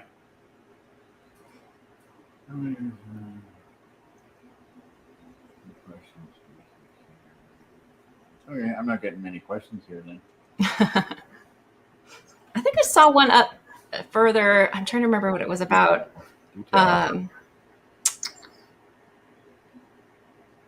If one of you guys summoned, it was a witchcraft question. If you asked it and we didn't see it, ask it again. Because there was one that I was going to point out to you, and now I can't remember what it was. Sorry, I'm not taking over. Tim's doing fantastic. No, come on. No, you were doing great. It's not easy. It's not easy. I take it when I can get it. Yeah, you're doing awesome. Oh, somebody at Spaced Out Radio asked if Ryan is shaved yet. So it's probably Dave. If it says Spaced Out Radio, it's Dave. Hi, Dave. Thanks for watching. Hi, Dave Scott. Dave's awesome. So I just have one comment here about shadow work. Oh, yes, that's what it was. Thank you, Yeah, Lord in the okay, Depths. yeah. Shadow work. She was asking, do I think shadow work is, I think, beneficial or helpful? If you could explain what it is. Yep. And then maybe go into the helpfulness or. Yes, absolutely. So shadow work is nothing more than looking at the darker sides of ourselves, and we all have them. So maybe those are emotions we haven't processed, that we've repressed, or maybe it's doubts that we have about ourselves, insecurities, any of those things that we would maybe call more negative emotions. That would be kind of working through those would be shadow work. And yes, absolutely, I think shadow work is beneficial. It is not easy, but it doesn't have to be extremely difficult as well. You can do it over time. It all doesn't have to be accomplished at once. But from a psychological perspective and from a witch perspective, it is absolutely beneficial because you're going to clear your mind in either way and learn to be, more assertive and more assured of who you are as a human being. Okay. So in any way, it's going to be good. Absolutely. What are you pinpointing in shadow work? It depends on the person. So say, let's say I had an insecurity about my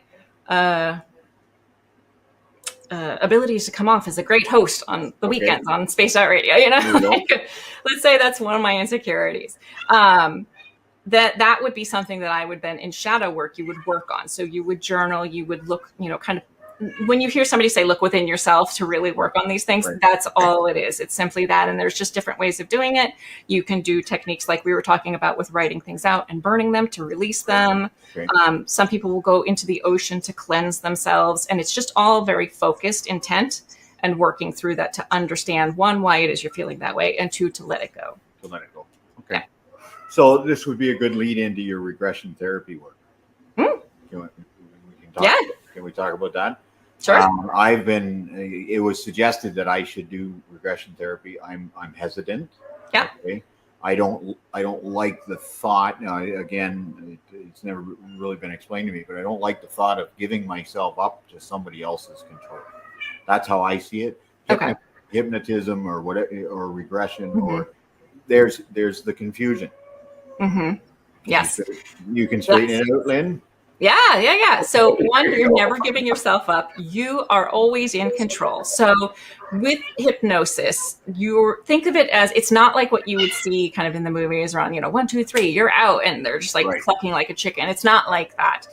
It's more of a light trance state. So you're usually, depending on the person, some people tend to just naturally go in deeper, but I would say 95% of the people are completely aware the entire time. And in fact, sometimes you have to say, don't judge what's coming through, just let it come through, because you can see them processing it as they're saying it. Yeah. So you're always in control. The hypnotist, and yes, get a certified hypnotist, get someone who's had experience. Make sure you do your research on the person as well. But the hypnotist is simply there to guide the experience. And I would say if you're hesitant or you're not sure, don't do it. You're not ready. It may not work, because if you're hesitant at all, you have to be open to the experience in order to be hypnotized in the first place. And if you have hesitation or you're worried about it, you're just simply not ready, and that's okay. It's just, you're not there in your journey yet, and that's totally fine. So is regression and hypnotherapy or hypnosis, are they similar or the same? It's the same thing. It's the type, yeah. So basically, hypnosis is simply, relaxing the mind and taking it to a different state of relaxation. That's all hypnosis truly is. Regression is simply the act of going back to regain or to relive a memory. You're actually not reliving it. That's the wrong word to use. You can observe the memory. You never want to actually relive something that might be potentially traumatic. So you're going back in time to observe what happened, and then you're reporting it. So that's all regression really is. Hypnosis certainly can be used for a lot of different things, to quit cigarette smoking, or there's a bunch of different things you can use. Quit smoking and stuff. So what do we do with the information from a regression session? What you have to process it. I mean, I personally have had 2 regressions done, and it's been 7 years of me getting to the point where I'm ready to to do more. So and everybody's different. I mean, I definitely would recommend don't do them back to back. Take the time to process the information, because there are going to be feelings that are going to come up. There are going to be, and even if those feelings, and for me personally, like I'm one of those people that like, yes, even though my world is ingrained in the paranormal, I also have a very rational side. So for me, like having like what came out in mind was the absolute last thing that I ever wanted it to be, which was secret space program. The moment I came out, I was like, no, no, no.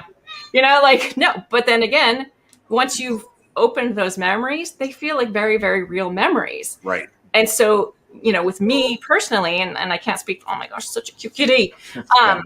Everybody's experience is different. But for me, it's been 7 years of, did that really happen? How, but it feels very real. But then my rational side is like, I don't know, and it's just like processing that information and the feelings that are going to come up, because there are going to be emotions that are going to be associated with that, whatever it is that you might see.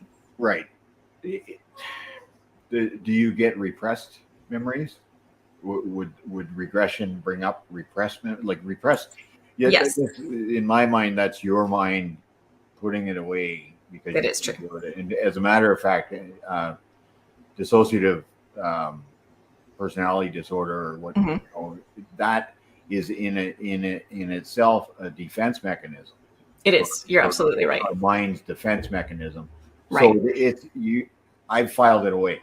Okay. Yeah. I purposely filed it away. Can regression or hypnosis pull that out? Yes, that's exactly what it does. But that's why you need someone who knows what they're doing. Okay. Because the first thing that I would always say, and I don't really practice like regression anymore. I'm doing the show and everything. Like I just don't have time to do it, honestly. Right. Yeah. But the one thing that I would always start to say, and any therapist who's going to be good at what they're doing, is basically you kind of ask your higher self, or that person's higher self, not to give them any information that they aren't going to be able to handle at this point in time. So you're putting that layer of protection down, because their higher self is them. It's like their higher consciousness. That's all it is. So you're putting that layer of kind of like that baseline down of like, okay, we're not going to get into anything that we can't handle at this point in time. And then if something does become emotional for the person who's being regressed, the therapist can then say, okay, we're going to take a step back. Remember, you're an observer. You don't have to relive this. You can separate yourself from the emotion. So there are techniques that we can use that kind of alleviate that. But that's why I say don't do it if you have any like reservations, because it's not going to work. And two, even if it does work by some chance, you may have a more extreme reaction than say someone who was ready to find out those experiences, because you have to be ready to say like, maybe nothing will come up. And some people will have that reaction of like disappointment that nothing really came out. Yeah. Or maybe something will come up, like for me, that you completely didn't expect and was the last thing you ever wanted. Right. And now you have to process that information. Right. So it's not, you can't pinpoint certain, like, okay, I want to go try to remember when I was 5 and yeah, you can. So you can actually pin. So the crux of my problem is back. It's not my. I'm just an example. The crux of my problem happened when I was 12, and it happened with so and so. This is where I want to go and deal with it. So you can actually pick and choose. Yes, you can try. And again, it's always the person is always still in control. Your mind is always still in control. Right. Remember, the mind is a very powerful thing. And so if you're not ready, you won't receive the information. But yeah, you can definitely try. And you want to make sure that the therapist isn't leading you, but that they're guiding you. So I could say to you, okay, Tim, like if you're in a relaxed state, you're under hypnosis, I could say, Tim, okay, let's go back to the day when you were 12 that really made a difference in your life, and make it vague, but make it specific. You know what I'm saying? So I'm not leading you like, let's go back to the day where you think you might've seen aliens. Like I wouldn't say that. Yeah. So you want to take them to a specific point, but not lead them anywhere. Okay. Yeah. That's interesting. It's interesting because it's just that open door in the mind. That's what concerns me. That's all you're doing is you're opening the door to kind of take a peek and see what it was. Yeah. Now you're bringing that memory back. You've talked about using divination tools that you don't necessarily use them. I use pendulums. I don't use them all the time, but yeah, I'll use a pendulum. I have no problem with that. I have a specific question about the Ouija board. Okay. Do you find that do you find it a dangerous thing? that type. I think it's dangerous if you don't know what you're doing. Well, okay, and not necessarily the Ouija board. I'm not Mhm. against the Ouija board. What I'm against is people just grabbing stuff like that Mhm. and opening doors that they Yes. have no idea what they're opening. Now, Absolutely. Oh yeah. it's just a good example, and it was a great movie too. Yeah. But- Yeah. No, that's true. I mean, a pendulum, and that's something. I think that's a good point, though. That's something people don't realize. They may think like, "Oh, well, pendulum. It's just a pendulum." You know, it's a little think. Wait, it's not a Ouija board. Everybody has the association with the Ouija board, but pendulum, scrying, any type of divination can potentially open doorways. So you always, once again, you always have to educate yourself before you do these things and learn how to go about properly opening it, but also properly closing it. Well, yeah, that's you don't think of closing. Right. You think of okay, I've just opened this. Oh, let's go watch the movie. Yeah. You have and this door is left open. Yeah. I mean, and it's easy to do. I've done it with my pendulum plenty of times. I'd be like, oh, crap. Just go back and close it. But or cleanse the house and put up another layer of protection. But so, I mean, even for people who've done it, it's easy to especially with something like a pendulum, which is like, yes, no, okay, cool. Got an answer. And you don't think much more about it. So that's why I always try to stress to people, understand that you are opening doorways of communication. And once you open it, you do need to close it. And I think it's important too. It doesn't matter what you're using; it's your intentions and your thoughts and your feelings. Yeah. At the time that you're doing it. Yeah, they're all tools for the same purpose. What about other things like tarot cards and we can get into all that the dark tools or not well, I don't consider tarot cards dark tools. Sorry, that word just came out and I'm demon guy. So, what do you think of tarot? What do you think of the other rune stones and I think they're all great tools if you know how to use them. Tarot is an incredibly complex system, and I just don't have the patience to learn it. So I use oracle cards, which is kind of like tarot for dummies, So I have no problems. Cards in the deck. Is that like this? It depends on the deck. Some decks, it just depends on the oracle card deck, but it's very simplistic. It'll be it'll have a picture on it like a tarot card will, depending on what the deck is, and different decks are different themed. But then it usually says something at the bottom, trust in yourself, or not at this moment, or, so it kind of gives you a little idea of what the card is about, or, what you think is true, or, I'm using very, very vague things, but usually they're a tad more specific. That's on oracle cards. I've seen the difference, or the different decks. But the tarot are more traditional.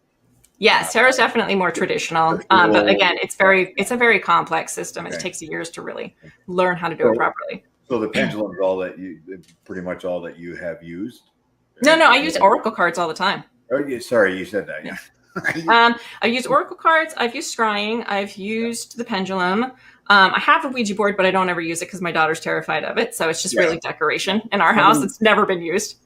Somebody commented that there's a pink one for kids. Yeah. Like the pink Ouija board for 2-year-olds. That was Stacy's comment. That was, and that's the thing. The divination tools get watered down because of marketing, because of Hollywood, because obviously The Exorcist was a breakthrough movie on that topic. Yeah, but it's a 2 hours long or an hour and a half long. You can't teach someone to be an exorcist, right? Although people watching it think they are. Yeah. And so it's just interesting that, and sometimes I'll get on Facebook about Ouija boards, and it's not necessarily the Ouija board. Right. No, it's not. It's just a tool. That's the tool. It's your intentions and it's your knowledge of the tool. I mean, the best one that I have and use, and I use it for making decisions at work. Ryan's listening. He'll appreciate this. I have a magic 8-ball. Oh, nice. So I shake it. Yeah. Is this guy, am I firing him today? And then it'll come back later. So it calms me down. Yeah. I'm sorry. No, but you know what? It's true. That can work for you. If you believe that it does, it can. I know. I don't. Guys, if you're listening, I'm not going to fire you based on my magic 8-ball. It gives me some ideas at times. So, Sorry. It would be great if you did. Yeah, no, that's business stuff. That's really kind of neat. So, I'm not sure where we're going here, Lynn. That's okay. I'm just gonna check the comments. The 8-ball. Ryan's enjoying that. Oh, what did he? The 8-ball. Yeah. Well, he knows. He couldn't believe when I ordered it. He couldn't believe I was ordering an 8-ball. Oh, really? Yeah, not many people know, but even a demonologist can have a sense of humor. It's fine.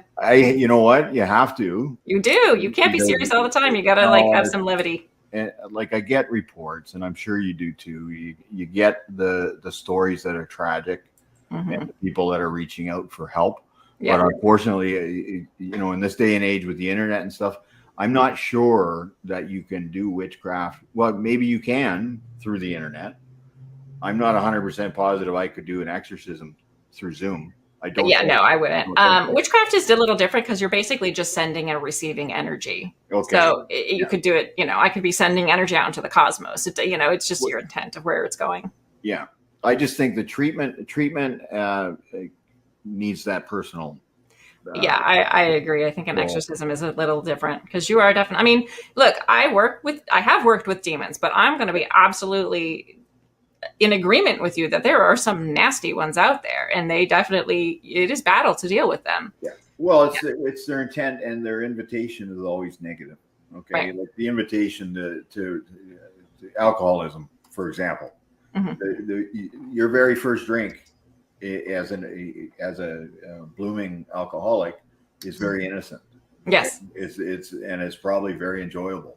Yeah, of course. And so that's the end for the demons, and it could be years before you're full blown alcoholic.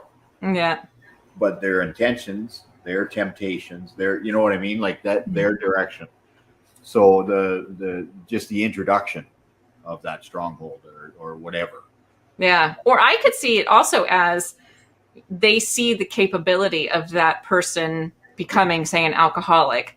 And so once that energy is being released, when they're in the full blown alcoholism or addiction or whatever it is, that's when they're coming, to kind of feed upon that energy. Yeah.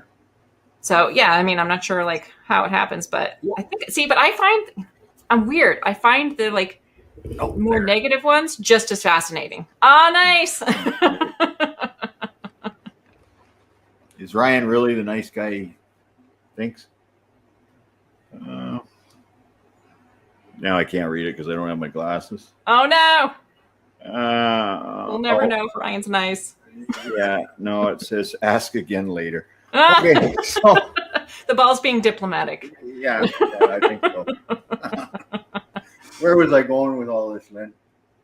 What's that? I forget where I was going with all this. We were talking about. Here's all I'm going to say, and you talk about spells and curses and stuff. Curses are broken when they're broken. Okay, so you discover the curse, and I'm talking my end of stuff, but yeah. But so it's the long-term effect. Okay, that's where you get into the psychology, and and I use alcoholism because I'm very familiar with alcoholism. The doorway or that invitation, like I said, it can be very innocent and all that kind of stuff, but it grows. Okay, so you've got a guy, let's say 30 years, hard alcohol drinker. Okay, you can break that curse in a second by identifying it, renouncing it, or doing, but let's talk about that extended bout of alcoholism. Yeah. Nothing happens in a snap. No. Yeah. Well, I talk about that too because I used to do addictions counseling as well. So, but yeah, there's several different levels of addiction that are going to affect a person. Right. So whether it, maybe they have some sort of demonic influence or attachment, that's going to be one level that you have to deal with. And there's a lot of psychological components that are going to be involved here. And that's why addiction is so difficult to overcome. So you're going to have that kind of dependency on this, I feel terrible. This makes me feel better. It's an easy fix. Everybody wants that, as opposed to really working through the hard emotions. It's not as easy.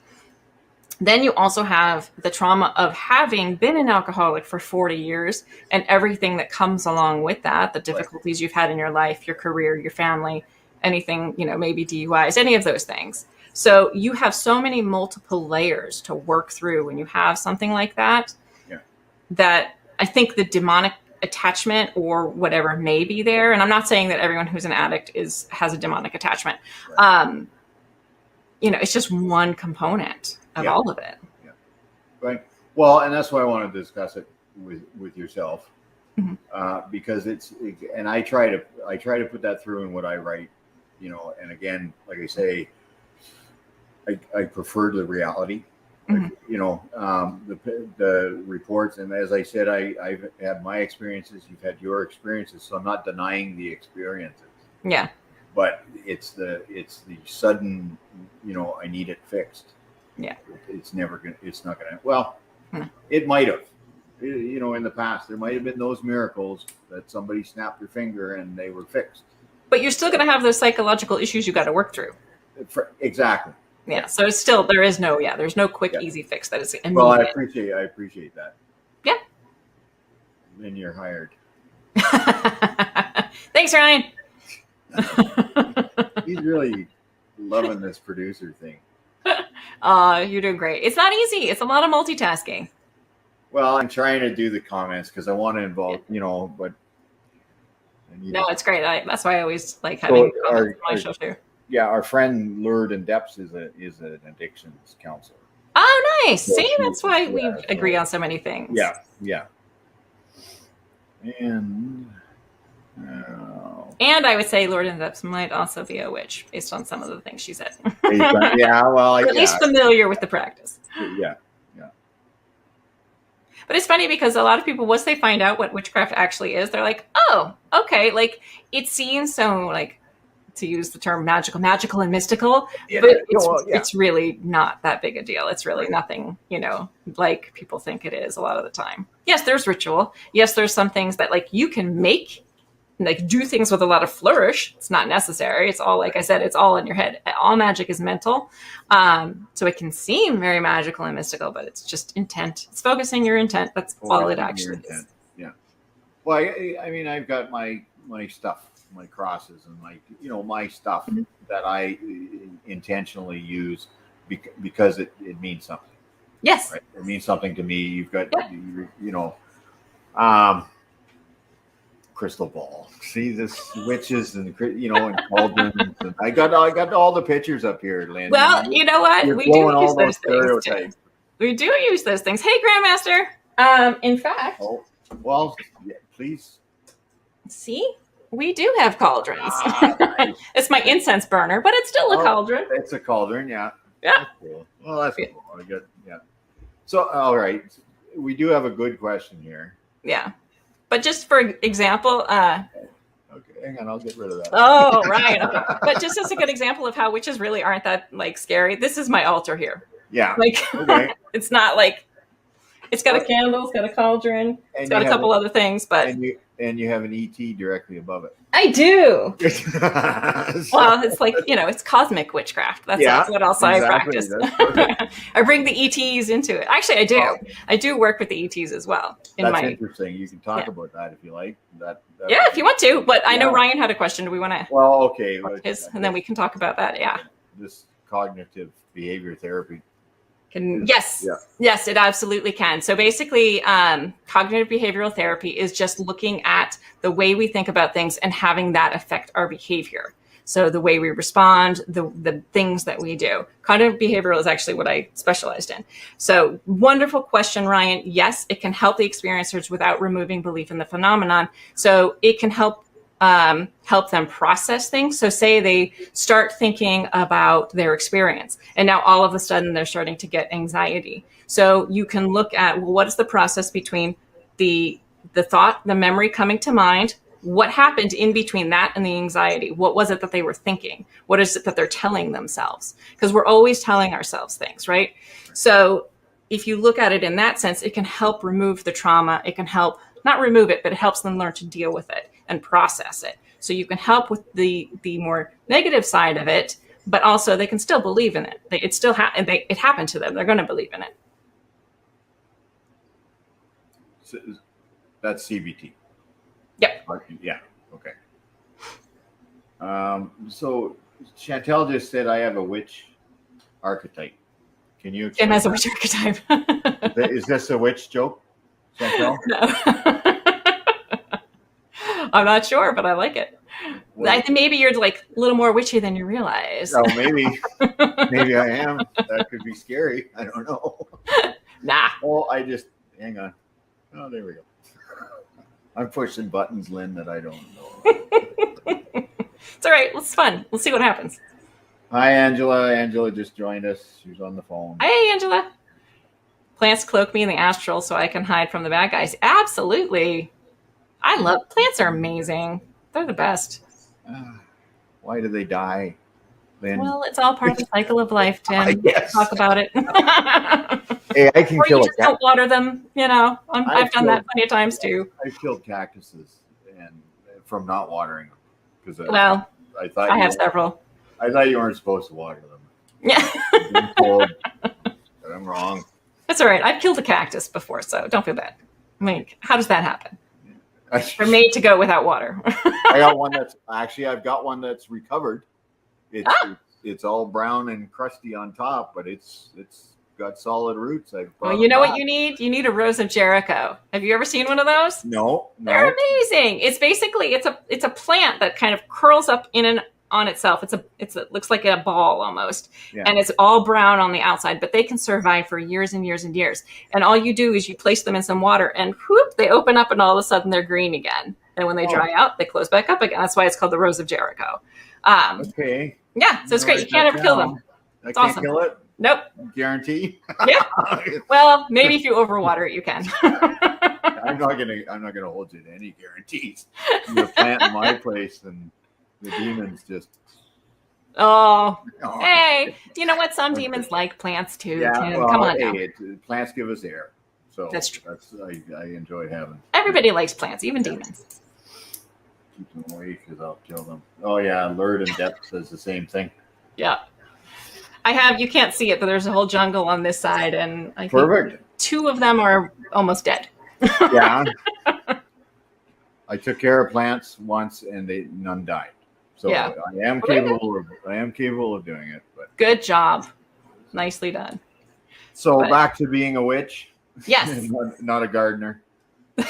Hey, some people would call me a green witch. There are different types of witches.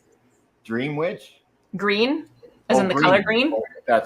We had that question earlier. Yeah, because that's basically just a witch who works with loves plants, works with herbs. Herbs I have and those almonds. are all essential oils up in there, which Okay. a lot of them are derived from plants, obviously. So, I'll ask you about mushrooms. what about them? Do you use them As in like recipes, or or for anything? you can. I haven't personally used them, but No. like Okay. you mean as in like psychedelic mushrooms, or Oh no. No, I don't do that. No, that's not legal. So don't do that. But you can. I mean, mushrooms are plants. Mushrooms are fascinating. It's a good question. I've never actually even thought to use mushrooms. they decompose everything. They bring everything back into the earth, like the whole process. And I just thought herbal type stuff. I do have a family member just recently diagnosed with cancer.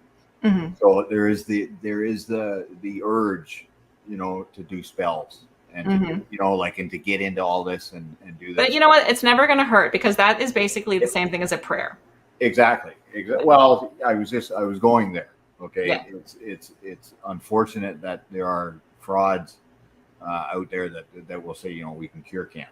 Nobody can cure. No witch can cure cancer. Don't fall for that, please. Anybody? Exactly. No. Exactly. If anybody says they can cure you of anything, don't believe them. Yeah, and I've had the discussion. There are the discussions about demons and causing disease and all that kind of stuff. Potentially, that's possible. Mm-hmm. Curses. Somebody could have cursed somebody somewhere. Yeah, it could have cursed their health or anything. Yeah. So, then back to reality. Our way of treating that is medic. Yeah.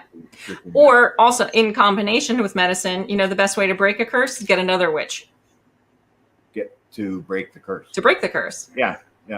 Okay, I get that. Or a demonologist. Or demonologist. Just saying. Same thing, different routes. Different routes. Yeah. So working with spirits and demons, we're back to that. Yes. Okay. Talk about negative. It was a question. Talk about negative spirits and demons. Okay. Like we're not calling negative demons. Like the books I read, there's a lot of negative demons. How do you determine other than experience? Right. You know what I mean? Yeah. Like how would you I can give you stories about Lilith or whatever, particular demons. See, that's interesting because the witches would not consider Lilith a demon. Lilith is a goddess to the witches. Okay. That's where I didn't want to get in, and I won't. That's again, we're back to what you consider your higher power or your potential, or So I don't have a problem with knowledgeable people asking the right questions to the right entities, I suppose. Yeah. That's the word you can use.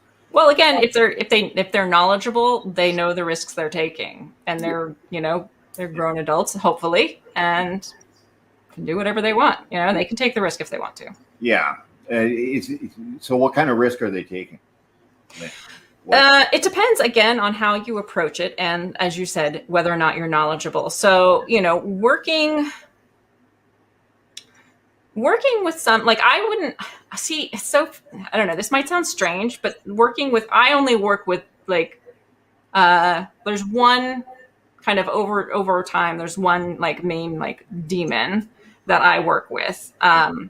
And you do want to kind of build a personal relationship with them, because in my experience with them is that, we have such animosity towards them as a species. We people, they've been demonized, to purposely use the word. And so there is hesitation. So you kind of have to build that rapport with them. But how do you know whether it's a good entity or a bad entity? I would say develop your intuition before you even start to try to work with them. Develop your, learn to trust your gut, because if you walk into a room where there's a more negative entity, you feel it physically. Yeah. You get nauseous, you get anxious, that there's something there that is negatively affecting you physically. So that is always a good indicator of time to back up and move on. Don't want to talk to you. Thank you very much. You can leave. But you cannot have fear. You cannot have fear. You always remain in control, and never, ever, ever, ever. And this is the thing, and you've probably seen this too with demonolatry. Never, ever think that you have to sell your soul or make a contract to work with a demon. You absolutely do not. And don't do it. It's your soul. Don't. Yeah. It's yours. Keep it. Yeah. Yeah. Because that is absolutely just inviting a demon in to wreak havoc on your life. Yeah. Yeah. And that's my pet peeve. Is people doing something that they don't know the end result or right. And a lot of it is just simply that, ignorance. And I don't say that in a judgmental way, just simply that they just don't realize what they're getting themselves into. Right. So the education, the paranormal field, the education level is very low. Yeah. In this field, because being a pseudoscience, we're getting a lot of opinions and a lot of stuff. Mm-hmm. So I look for stuff that works. Right. Yeah. So, and people that are experienced like yourself, then I would ask you the questions or for the direction. There's not enough of that. Yeah. There's not enough help for the experiencers who are doing, are having these experiences, and then they're like, what do I do? Yeah, that's true. What do I do? And then if the help isn't available and they do the wrong thing. Mm-hmm. Right. So, and it leads them down a path, a negative path. So those are my concerns. Yeah. And reaching out to people like yourself in a totally, you're in a different, we're in the paranormal field.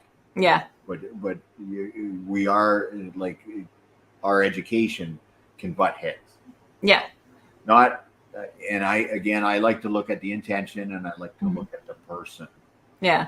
Because the experiencers that we get are obviously individuals and people. It's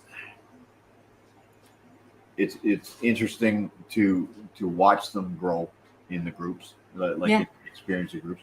So, but there's not enough out there. We need more. No, we need more. that's true. EAs on Saturday. We're even talking about adding more. Yeah. Because of the response we've been getting. So yeah, no, it's definitely absolutely needed for sure. And I think, you're right, especially if we're talking about, say, something like, someone who has a negative attachment. Like, as a witch, yes, I can intercede from a distance, but I also believe you need to be, you have that in-person interaction with someone like yourself. Yeah. You use those two in combination, absolutely that could work.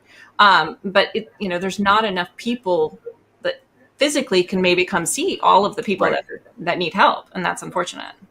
That's part two of the requests that I get is they're across the ocean. They can't help. Yeah. They have to find somebody local, but there's not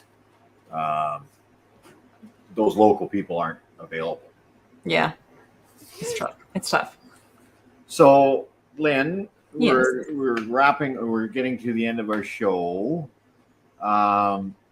Where can people find you? Yep, go ahead. Sorry. Where and when? They could find me Spaced Out Radio on YouTube every weekend. I do the Saturday and Sunday night shows.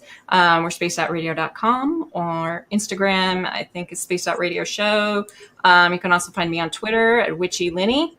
Witchy with a Y, Linny with an I-E, as all of our audience member hears me say all of the time. Also, I'm on Facebook. But anywhere you can find Spaced Out Radio, you can find me. Perfect. Spaced Out Radio, folks. Yep. I think that's the end, Lynn. Unless do you have something else? Our time is we got about 4 minutes. Let's see. Learn the depths didn't know I just spaced out. Yes, I do. I'm the weekend host, so come see me. Yeah. But I think you did a fantastic job, Tim. You handled it beautifully.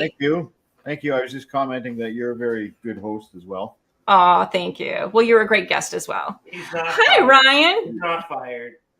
What? He's not going to fire me. Good. He did a great job. Is Tim going to see if I'm lying? No, I'm going to see if I got a job in the morning. Right. The final question of the night. Oh, guess what?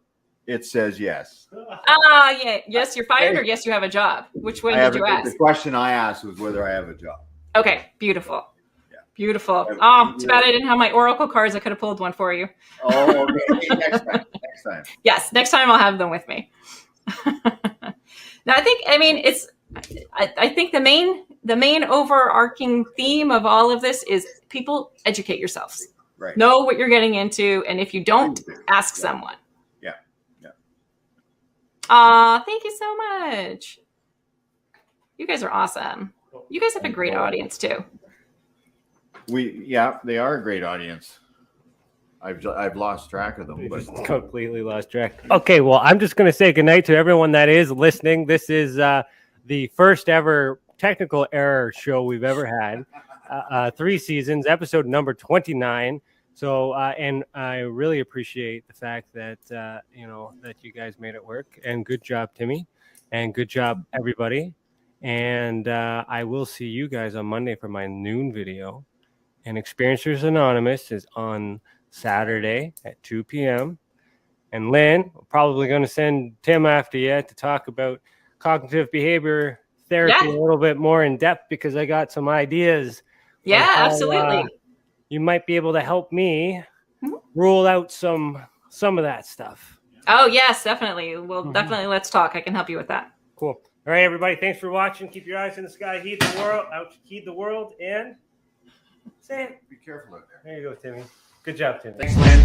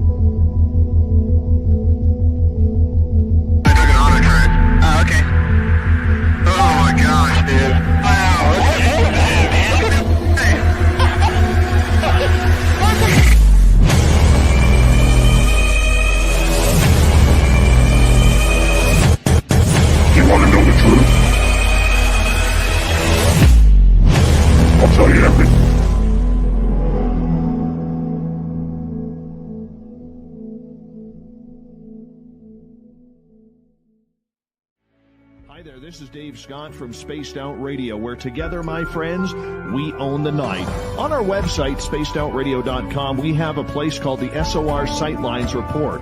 All of our investigations and people who inquire are turned over to TESSA, the Experiencer Support Association.